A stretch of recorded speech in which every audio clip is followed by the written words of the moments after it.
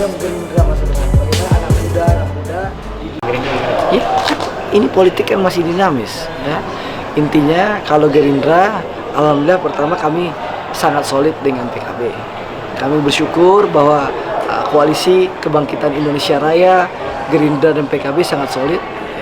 Yang kedua tentu komunikasi politik antara Partai Kebangkitan Bangsa dan Gerindra dengan partai-partai yang lain terus akan kita lakukan.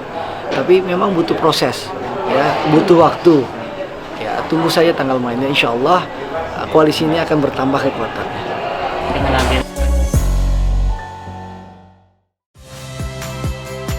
Saya Valentina Sitorus. Saksikan program-program Kompas TV melalui siaran digital, pay TV, dan media streaming lainnya. Kompas TV, independen, terpercaya.